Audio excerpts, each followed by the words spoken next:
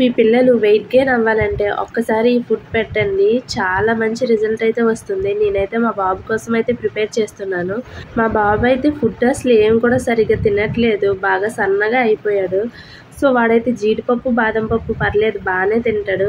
So ఎందుకు వీటితోనే powder చేద్దామనేసి అయితే ఫిక్స్ అయ్యాను.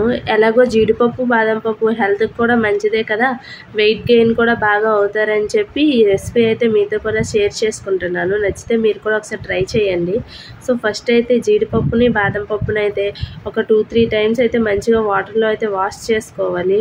చూసారా వాటర్ అంతా కూడా అసలు కలర్ అయితే చేంజ్ అయిపోతుంది. సో నార్మల్గా అయితే పెట్టేయకూడదు, డైరెక్ట్గా ఇలా వాష్ చేసుకునే పెడితే మంచిది.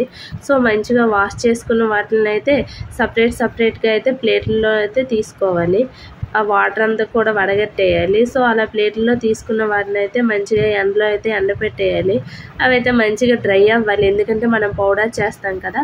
అవి మంచిగా డ్రై అయ్యాక అయితే ఇలా నార్మల్గా డబ్బాల్లో వేసుకొని ఇంకా ఫ్రై చేసేయడమే వేరేగా అయితే. ఫస్ట్ అయితే నేను బాదం పప్పు అయితే చేస్తున్నాను. జస్ట్ లైట్గా కలర్ చేంజ్ అవ్వాలి. చూడండి, ఈ ప్రాసెస్ అంతా సిమ్లో పెట్టుకొనే చేయండి. మొత్తం కూడా మంచిగా ఫ్రై అవుతాయి. స్మెల్ అయితే చాలా బాగా వస్తుంది.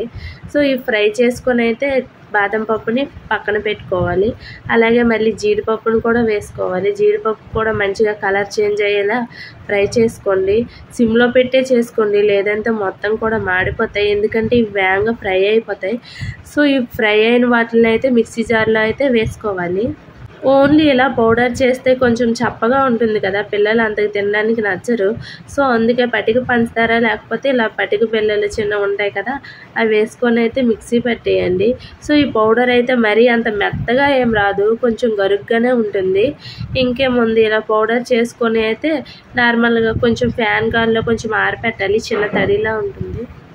ఆ పౌడర్ అంతా కూడా డ్రై అయిపోయాక ఇంకేముంది, డైలీ ఇలా ఒక 2 స్పూన్స్ ఆర్ 3 స్పూన్స్ తీసుకొని మంచిగా వేడి వాటర్ని అయితే అందులో వేసుకొని మంచిగా కలిపేయడమే. ఇంకేముంది, రెడీ అయిపోతుంది మన హోమ్ మేడ్ సెర్లాక్లా.